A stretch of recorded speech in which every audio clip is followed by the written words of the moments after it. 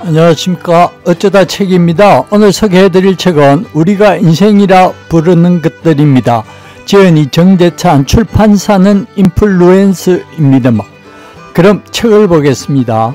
모든 먹는 동약에는 비애가 있다. 모든 포유류는 어금니로 음식을 어깨서 먹게 되어 있다. 지하철 계단에서 쭈그리고 앉아서 자장면을 먹는 거린의 동작과 고급 레스토랑에서 냅킨을 두르고 그의 관을 먹는 기부인의 동작은 같다. 그래서 밥의 질감은 운명과도 같은 정서를 형성한다. 전기밥솥 속에서 익어가는 그 평화롭고 비린 향기에 나는 한평생 목이 메었다.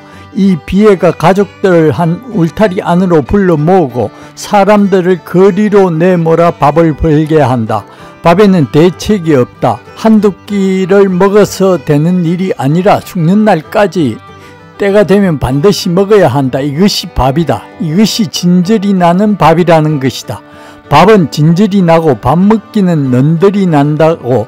그런데도 그 밥을 위해 질려도 밥을 지어야 하고 지겨워도 밥벌이를 해야 하는 것이 인생이라면, 먹기 위해 살고 살기 위해 먹어야 하는 것이 인생이라면 이 새로운 사이클은 도대체 어떻게 해야 할까요?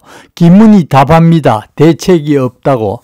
재미있게도 그때부터 우리 입에 불 붙기 시작한 말이 삼겹살에 소주 한 잔입니다. IMF 사태 이후 빚어진 경제 침체로 그 전까지 흥청망청하던 회식 문화는 사라지고 그저 삼겹살에 소주 한 잔, 이른바 삼소가 유행을 했습니다.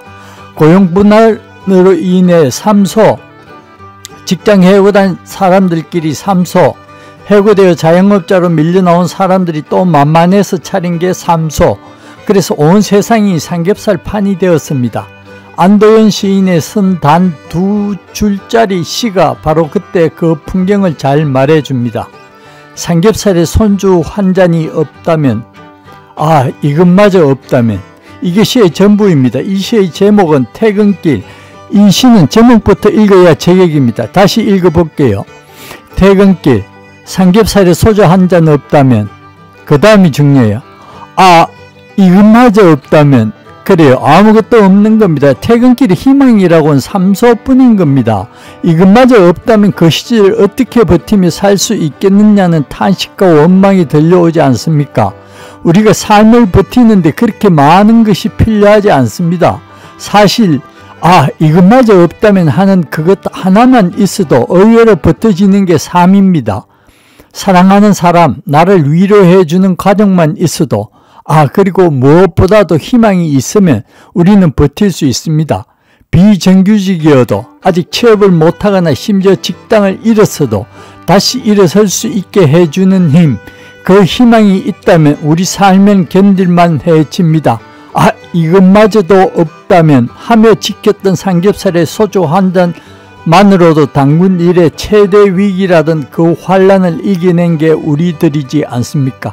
하지만 위기야 아직 극복하면 되니까, 심지어 전보다 더 잘 될 수도 있으니까 견딜 수 있지만 도전할 의지는커녕 꿈꿀 기회조차 주지 못하는 사회는 희망이 없는 고로 버틸 수가 없습니다. 기성세대도 견뎌내느라 고생이 많았지만 지금 우리 청년 세대가 안고 있는 문제들 또한 1997년 외환위기에서 비롯되었다는 것이 중론입니다. 외환위기는 우리 사회의 구조를 바꿔놓았습니다.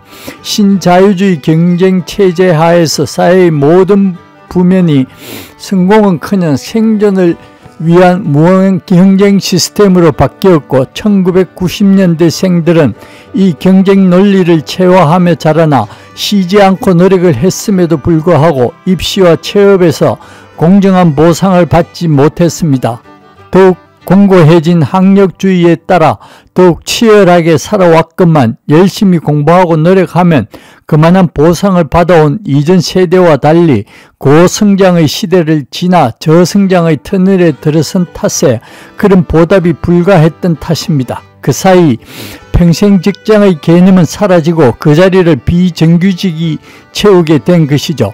그래서 지금 우리 젊은이들은 유예하는 청춘들입니다. 취직이 안 돼 졸업을 유예하고, 결혼이 부담스러워 연애를 유예하고, 집을 장만하기 위해 독립을 유예하는 등 삶을 위해 꿈을 유예하고 사는 청춘인 겁니다.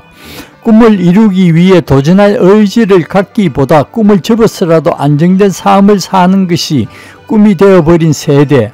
그리하여 도무지 불안정하기 때문에 공무원과 같은 안정된 일자리를 찾지만 모두가 같은 공무원 자리를 노리기에 공무원이 될 수 없는 불안정에 시달리며 오늘 또 공무원 시험을 준비하는 청춘이 되어버린 겁니다. 네, 오늘은 정재찬 교수의 우리가 인생이라 부르는 것들을 보았습니다. 도움이 되셨다면 구독과 좋아요 부탁드립니다. 감사합니다.